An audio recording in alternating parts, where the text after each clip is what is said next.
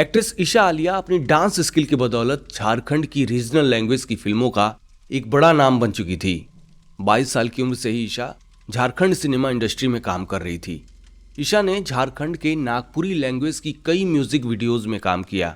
बताते हैं कि ईशा का अपना यूट्यूब चैनल था जिस पर उसके लाखों सब्सक्राइबर्स थे। हालांकि मैंने यूट्यूब पर ईशा के चैनल को ढूंढने की कोशिश की पर ईशा का चैनल मुझे नहीं मिला। साल 2022 में रांची कोलकाता हाईवे पर ईशा आलिया की गोली मारकर हत्या कर दी गई। ईशा की हत्या की वजह आपको बेचैन कर देगी। ईशा आलिया रांची के हजारीबाग जिले के महुदी गांव की रहने वाली थी। ईशा ने गरीब परिवार से निकलकर झारखंड के सिनेमा जगत में अपना एक मुकाम हासिल किया था। ईशा के पिता पहले फर्नीचर बनाया करते थे पर अब वो पैरालिसिस अटैक की वजह से काम नहीं कर पाते हैं। ईशा का असली नाम रिया कुमारी था जिसे उसने सिनेमा में आने के बाद ईशा आलिया कर लिया। घर के लोग ईशा को बड़ी प्यार से गीता और बबीता के नाम से भी बुलाया करते थे। जब ईशा 16 साल की थी तब से डांस में उसकी रुचि पैदा हो गई थी। इसकी वजह उसके बड़े भाई अजय कुमार राणा थे। अजय स्टेज शो करते थे। भाई अजय ने तो स्टेज शो करना छोड़ दिया पर ईशा ने इसे ही अपना पेशा बना लिया। ईशा आलिया ने झारखंड के नागपुरी लैंग्वेज के अलावा बांग्ला की कई म्यूजिक वीडियोज में काम किया था। उसने खोटा लैंग्वेज की फिल्म पिक्चर अभी बाकी है में मेन हीरोइन का काम किया था। इसके अलावा उसने भोजपुरी लैंग्वेज की फिल्म माँ का लाडला और नागपुरी लैंग्वेज की फिल्म लाजो में काम किया था। इन तीनों फिल्मों में से कोई भी फिल्म ज़्यादा कमाई नहीं कर पाई। यूट्यूब पर म्यूजिक वीडियोस करके ईशा आलिया अच्छे पैसे कमा रही थी। ईशा रांची में एक ब्यूटी पार्लर भी चलाती थी। पिता के लकवाग्रस्त होने के बाद ईशा ही परिवार का देखभाल करने लगी थी। रांची में उसने एक फ्लैट भी खरीदा था। म्यूजिक वीडियोस में काम करने के दौरान ईशा की मुलाकात कोरियोग्राफर और रीजनल लैंग्वेज के फिल्म प्रोड्यूसर और डायरेक्टर जय प्रकाश कुमार उर्फ प्रकाश अलबेला से हुई। प्रकाश भी हजारीबाग जिले में ही रहते थे। ईशा ने प्रकाश अलबेला के कई म्यूजिक वीडियोस में काम किया। सेट पर काम करने के दौरान ही ईशा और प्रकाश में प्यार हो गया। जल्द दोनों ने शादी करने का फैसला भी कर लिया। ईशा का परिवार ईशा और प्रकाश की शादी के सख्त खिलाफ था। इसका कारण दोनों की जातियों का अलग होना था पर ईशा ने अपने परिवार के खिलाफ जाकर साल 2017 में प्रकाश अलबेला से शादी कर ली। ईशा की इस शादी की वजह से गांव में उसकी बिरादरी वालों ने ईशा के पूरे परिवार का जाति बहिष्कार कर दिया। खैर, शादी के बाद प्रकाश और ईशा रांची में टैगोर हिल के पास मां तारामणि अपार्टमेंट में शिफ्ट हो गए। आगे चलकर दोनों को एक बेटी हुई। प्रकाश ने ईशा को लेकर 2 फिल्में बनाई, पिक्चर अभी बाकी है और लाजो। ये दोनों फिल्में कुछ खास कमाल नहीं कर पाईं। प्रकाश अलबेला पूरी तरह से कर्ज में डूब गए। साल 2022 में ईशा ने एक फिल्म साइन की। इस फिल्म के लिए ईशा को कॉस्ट्यूम खरीदने थे। प्लान बना कि प्रकाश और ईशा अपनी 2.5 साल की बच्ची के साथ रांची से कोलकाता जाएंगे और वहीं शॉपिंग करेंगे। 27 दिसंबर 2022 को रात करीब 11:30 पर प्रकाश और ईशा अपनी बच्ची के साथ कार से कोलकाता के लिए निकल गए। 28 दिसंबर की सुबह करीब 5 बजे पश्चिम बंगाल के बगनान के महिषरेखा पुल के पास नेशनल हाईवे 16 पर एक सुनसान जगह पर प्रकाश ने अपनी कार रोक दी। बच्ची को भूख लगी थी, उसे खाना खिलाना था। कार रुकने के बाद ईशा और प्रकाश कार से उतरकर सड़क के किनारे शौच करने के लिए जाने लगे। तभी अचानक एक सफेद कार प्रकाश के पास आकर रुक गई। उस कार से 3 लोग बाहर निकल आए। उन तीनों के पास हथियार थे। उन्होंने प्रकाश के साथ मारपीट शुरू कर दी। एक ने प्रकाश का पर्स भी छीन लिया। फिर उन्होंने प्रकाश को धक्का दे दिया। वो लुटेरे प्रकाश की कार में घुस गए और कार में रखे सामान उठाने लगे। इधर अभी प्रकाश संभल पाते तब तक ईशा की चीखने चिल्लाने की आवाज आने लगी। वो लुटेरों का विरोध करने लगी। तभी प्रकाश को गोली चलने की आवाज सुनाई दी। लुटेरों में से एक ने ईशा आलिया के सिर में गोली मार दी थी। ईशा जमीन पर गिरी हुई थी। चारों तरफ उसका खून फैला हुआ था। अपनी पत्नी की हालत देख प्रकाश पागल हो गए। वो मदद के लिए जोर जोर से चिल्लाने लगे। चिल्लाने की आवाज सुनकर लुटेरे अपनी कार में बैठकर वहां से भाग गए। उस सुनसान जगह पर प्रकाश की चीख सुनने वाला कोई नहीं था। प्रकाश को बगल में एक घर दिखा। मदद के लिए वो उस घर के पास गए पर वो घर बंद था। प्रकाश के सामने उनकी बीवी खून में सनी पड़ी हुई थी और उनकी 2.5 साल की बच्ची लगातार रोए जा रही थी। प्रकाश को कुछ भी समझ में नहीं आ रहा था कि वो करें तो क्या करें, किससे मदद मांगें। प्रकाश ने तत्काल ईशा को कार में रखा और हॉस्पिटल ढूंढने के लिए कार को हाईवे पर दौड़ाने लगे। करीब 3 किलोमीटर चलने के बाद हावड़ा के कुलगछिया पिरताला में हाईवे के किनारे प्रकाश को कुछ लोकल लोग दिखे। प्रकाश ने उनसे अपनी आपबीती सुनाई, जिसके बाद लोगों ने उनकी पत्नी ईशा आलिया को उलबेरिया के हॉस्पिटल में ले गए। कुछ ही देर में डॉक्टरों ने ये सुनिश्चित कर दिया कि ईशा आलिया मर चुकी हैं। हाँ, मेरी वाइफ और मेरी बच्चा आ रहे थे डांस का कस्टम खरीदने के लिए श्री राम मार्केट कोलकाता जा रहे थे। उसी बीच में बेबी सो गई थी तो ये दूध के लिए उठी। वहाँ पर मैंने साइड किया। साइड करने के बाद में बोला कि दूध थोड़ा गर्म था तो उसको ठंडा करने के लिए बोला साइड करके मैंने साइड गाड़ी किया थोड़ा सा। उसी में मुझे पता नहीं क्या हुआ, मैं थोड़ा सा टॉयलेट करने के लिए गया। गाड़ी से दूर नहीं, मतलब गाड़ी से जस्ट हो। इसी बीच में कोई वाइट कलर का कोई गाड़ी आके मेरी बाजू में आकर के खड़ा हुआ। हमको लगा कि मैं जैसे टॉयलेट कर रहा हूँ वो भी टॉयलेट करेगा। किया मेरे पर्स में पहला हाथ तो यही किया, पीछे के पर्स में पैकेट में हाथ डाला और मैंने माथा क्या धक्का दे दिया। उसके बाद जब तक मैं गिरने वाला तब तक गाड़ी से आवाज़ आने लगी। मेरी वाइफ हमको आवाज़ दे रही थी, बाबू बाबू बाबू बाबू चिल्ला रही थी। उसे मैं धुआं कर आवाज़ मेरे सुनाई दिया। मैं जैसे संभालता तब तक ना गाड़ी उस लोग का निकला। वो लोग गाड़ी में बैठे और वो लोग जैसे निकला दिमाग नहीं काम किया। जस्ट बगल में एक घर तब से दिखा दिया। मैंने तुरंत 2 गाड़ी लेकर के उसके पास गए, लेकिन घर पूरा बंद था। घर था एक्चुअली था नहीं, कुछ था। पुलिस को पहले ही खबर दे दी गई थी। पुलिस प्रकाश को लेकर घटनास्थल तक पहुंच गई। प्रकाश अपनी 2.5 साल की बच्ची को गोद में लिए पुलिस को सारी जानकारी बताते रहे कि क्यों उन्होंने अपनी कार रोकी, फिर अचानक कैसे और किस दिशा से हथियारबंद बदमाश उनके पास आए और लूटपाट करने के बाद उनकी पत्नी की हत्या कर दी और फिर वहां से भाग गए। प्रकाश ने सिलसिलेवार तरीके से पुलिस को पूरी घटना की जानकारी दे दी। पुलिस आसपास के इलाके का निरीक्षण करने लगी। क्राइम सीन के पास ही पुलिस को एक फैक्ट्री दिखी। संयोग से उस फैक्ट्री के बाहर सीसीटीवी कैमरा लगा हुआ था। पुलिस ने जब सीसीटीवी फुटेज की जांच की तो पुलिस को उस फुटेज में ऐसा कुछ भी नहीं मिला जैसा ईशा के पति ने बताया था। पुलिस को उस फुटेज में कोई बदमाश नहीं दिखे, कोई हत्या नहीं दिखी। इस खुलासे से पुलिस का माथा ठनक गया। इस फुटेज ने जांच का पूरा एंगल ही चेंज कर दिया। जहां ईशा का पति प्रकाश पहले पुलिस की नजर में पीड़ित बना हुआ था, अब एक संदिग्ध बन गया था। वो पीड़ित बनकर पुलिस की आंखों में धूल झोंक रहा था। पुलिस ने प्रकाश अलबेला से एक बार फिर से पूछताछ की। पुलिस को प्रकाश के बयानों में कई विसंगतियां नजर आईं, यानी उसने अलग अलग समय पर पुलिस को अलग अलग बयान दिए। शुरुआत में प्रकाश अलबेला ने दावा किया था कि वो खरीदारी के लिए कोलकाता जा रहे थे जब 3 हाईवे लुटेरों के गिरोह ने उन पर हमला किया।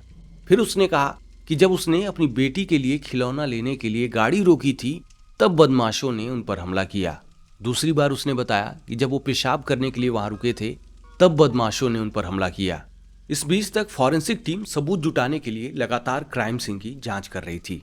जैसा कि प्रकाश ने बताया था कि बदमाशों ने ईशा को कार से बाहर गोली मारी थी। फॉरेंसिक टीम उस जगह से बंदूक से चली गोली का खोखा यानी बुलेट हेड के अवशेष खोजने लगी, पर उसे वहां कुछ नहीं मिला। यहाँ तक कि क्राइम सीन पर फॉरेंसिक टीम को खून का एक धब्बा तक नहीं मिला। इसके बाद पुलिस ने प्रकाश अलबेला की कार को जब्त कर लिया। कार की जांच हुई। कार में सीट पर ईशा के भेजे के छोटे छोटे मांस चिपके हुए थे। कार असामान्य रूप से खून से भरी हुई थी। फॉरेंसिक टीम को कार में ही बुलेट हेड भी मिल गई। ये सबूत इस बात की गवाही दे रहे थे कि ईशा आलिया की हत्या कहीं और नहीं बल्कि कार में ही की गई थी। पुलिस ने ईशा की लाश को पोस्टमार्टम के लिए भेज दिया था और वो रिपोर्ट का इंतजार कर रहे थे। इधर ईशा के परिवार वालों को भी बेटी की हत्या की बात पता चल चुकी थी। परिवार तत्काल हावड़ा पहुंच गया। ईशा आलिया की हत्या के 24 घंटे बाद परिवार वालों ने दामाद प्रकाश अलबेला के दावे को झूठा बताते हुए पूरी कहानी उलट दी। परिवार वालों ने पुलिस में एक लिखित शिकायत दर्ज कराई थी। इस शिकायत में प्रकाश अलबेला पर गंभीर आरोप लगाए गए थे। परिवार वालों ने बताया कि प्रकाश ने जब ईशा से शादी की तब वो पहले से ही शादीशुदा था। इतना ही नहीं, उसके 2 बच्चे भी थे। पहली पत्नी और उसके बच्चे प्रकाश के गांव हजारीबाग में रहते थे। ये सब होने के बाद भी वो ईशा को धोखे में रखकर उसके साथ रिलेशनशिप में रहा। और फिर उससे शादी कर ली। इतनी बड़ी बात तो छुपाई नहीं जा सकती थी। फिर भी ये राज प्रकाश और उसके परिवार ने ईशा आलिया से 1 साल तक छुपाए रखा। पर जब ईशा को प्रकाश अलबेला का ये राज पता चला तो ईशा ने जमकर बवाल किया। इस बात को लेकर दोनों में हर दिन झगड़े होने लगे। कहा गया कि ऐसे ही एक झगड़े में प्रकाश ने ईशा का सिर फोड़ दिया था। दोनों के बीच इस विवाद को खत्म करने के लिए रांची के हजारीबाग में पंचायत भी हुई थी। पंचायत ने निर्णय दिया था कि प्रकाश को अपनी दोनों पत्नियों को बराबर का हक देना पड़ेगा। पंचायत के इस फैसले के बाद प्रकाश दोनों पत्नियों के साथ बारी बारी से समय बिताता था। हालांकि ईशा पंचायत के इस निर्णय से खुश नहीं थी। वो नहीं चाहती थी कि प्रकाश अपनी पहली पत्नी से मिले, इसीलिए वो प्रकाश को पहली पत्नी से मिलने जाने से रोकती थी। ईशा आलिया की प्रकाश की पहली पत्नी शारदा देवी से भी लड़ाइयाँ होती रहती थीं और यही बातें प्रकाश और ईशा के बीच झगड़े की वजह बन जाती थीं। ईशा के मायके वालों ने पुलिस में जो शिकायत दर्ज कराई थी उसमें बताया गया था कि प्रकाश और उसके घर वाले ईशा को दहेज के लिए बुरी तरह प्रताड़ित करने लगे थे। प्रकाश ने उसके साथ कई बार मारपीट की थी, जिससे मामला पुलिस तक भी पहुंचा था। पुलिस को ईशा के भाई अजय से पता चला कि घटना से 4 साल पहले ईशा ने अपने पति प्रकाश, उसके भाई संदीप और प्रकाश की पहली पत्नी शारदा देवी के खिलाफ मारपीट और हत्या के प्रयास के लिए झारखंड में एफआईआर दर्ज कराया था और रिया ने मरते दम तक इस एफआईआर को वापस नहीं लिया था। इस बीच पुलिस को ईशा की पोस्टमार्टम रिपोर्ट मिल गई। पोस्टमार्टम रिपोर्ट के मुताबिक ईशा की हत्या सुबह के 4 बजे के आसपास हुई थी। रिपोर्ट बता रही थी कि ईशा को बिल्कुल पास से गोली मारी गई थी। फॉरेंसिक एक्सपर्ट्स ने बताया कि 9 mm की रिवॉल्वर को ईशा के दाहिने कान के पास सटाकर गोली मारी गई थी, जिससे गोली ईशा की कनपटी को छेदते हुए निकल गई थी। सबसे बड़ी बात, हत्या के समय ईशा गहरी नींद में थी। जहां तक प्रकाश अलबेला की बदमाशों वाली कहानी थी, वो बिल्कुल झूठी थी, क्योंकि जिस सफाई और सटीकता से ईशा को गोली मारी गई थी, ऐसा होना सिर्फ कंट्रोल्ड सिचुएशन में ही संभव था। बदमाशों से हाथापाई के दौरान इतनी सटीकता और सफाई से ईशा को गोली नहीं मारी जा सकती थी। ये मुमकिन ही नहीं था। दैनिक भास्कर के मुताबिक प्रकाश का ये दावा करना भी झूठा था कि उसे क्राइम सीन से 3 किलोमीटर दूर मदद मिली थी, जबकि क्राइम सीन से केवल 100 मीटर की दूरी पर ही ट्रैफिक पुलिस की चेकपोस्ट मौजूद थी और घटना वाले दिन वहां पुलिस भी थी। पर प्रकाश ने उनसे कोई मदद नहीं मांगी। प्रकाश अलबेला को पुलिस गिरफ्तार कर चुकी थी, जहां उससे सख्ती से पूछताछ की जा रही थी। जल्दी ही प्रकाश पुलिस के आगे टूट गया और उसने ये कबूल कर लिया कि उसी ने ईशा आलिया की हत्या की है। ये तो साफ हो गया था कि ईशा का पति ही ईशा का हत्यारा था। पर एक सवाल अभी भी बना हुआ था कि प्रकाश अलबेला और ईशा के बीच ऐसा क्या हो गया था कि अचानक प्रकाश ने अपनी ही पत्नी ईशा आलिया की हत्या कर दी। ईशा की लाइफस्टाइल, उसकी दुनिया चकाचौंध से भरी हुई थी। वो देर रात तक पार्टियों में रहती थी। उसके कई पुरुष मित्र थे। ईशा का करियर उठान पर था, वहीं प्रकाश अलबेला का करियर डूबने के कगार पर था। फिल्मों के ना चलने से डायरेक्टर प्रकाश अलबेला पूरी तरह से कर्ज में डूबा हुआ था। उस पर करीब 28-30 लाख रुपए का कर्ज था। इधर उसकी पत्नी ईशा के पास कुछ जीवन बीमा पॉलिसी, फिक्स डिपॉजिट और 20 लाख रुपए के शेयर सर्टिफिकेट थे। रिया के बैंक खाते में भी करीब 10 लाख रुपए थे। प्रकाश जब ईशा से पैसे मांगता था, तब पैसे होने के बावजूद ईशा उसे पैसे देने से साफ मना कर देती थी। यही सारी बातें प्रकाश के दिमाग में जहर घोलती रहीं और एक दिन ऐसा आया जब उसने अपनी पत्नी ईशा आलिया को रास्ते से हटाने का प्लान बना लिया। रिया की अपनी 2.5 साल की बेटी के साथ भी एक जॉइंट जीवन बीमा पॉलिसी थी, जिसमें ईशा ने प्रकाश को नॉमिनी बनाया था। कहा गया कि ईशा की हत्या की एक वजह ये भी बनी। ईशा आलिया शॉपिंग के लिए कोलकाता नहीं बल्कि दिल्ली जाना चाहती थी, पर यह प्रकाश अलबेला ही था जिसने ईशा को शॉपिंग के लिए कोलकाता जाने के लिए राजी किया। योजना पहले ही बन चुकी थी। प्रकाश की सोशल मीडिया पर मोहित नाम के एक शख्स से मुलाकात हुई थी। मोहित भी रांची का ही रहने वाला था। प्रकाश और मोहित में इतनी तगड़ी दोस्ती हुई कि इन दोनों ने मिलकर ईशा आलिया की हत्या की स्क्रिप्ट लिख डाली। पुलिस ने बताया कि प्रकाश और मोहित के बीच फेसबुक मैसेंजर और फोन पर लंबी बातचीत हुई थी। मोहित और प्रकाश ने मिलकर योजना बनाई थी कि कैसे ईशा की हत्या को बदमाशों का लूटपाट दिखाना है। पर प्रकाश रियल लाइफ में तो फ्लॉप हुआ ही, रियल लाइफ में भी उसकी स्क्रिप्ट बोगस ही निकली। पुलिस ने उसे ईशा की हत्या के कुछ ही घंटों के भीतर दबोच लिया। प्रकाश के साथ साथ पुलिस ने इस केस में मोहित और प्रकाश के भाई संदीप को भी गिरफ्तार कर लिया। पुलिस ईशा आलिया की हत्या में प्रकाश अलबेला की पहली पत्नी शारदा देवी की भूमिका की भी जांच कर रही थी। फिलहाल शारदा देवी का इसमें क्या रोल था, इसका कोई अपडेट नहीं है।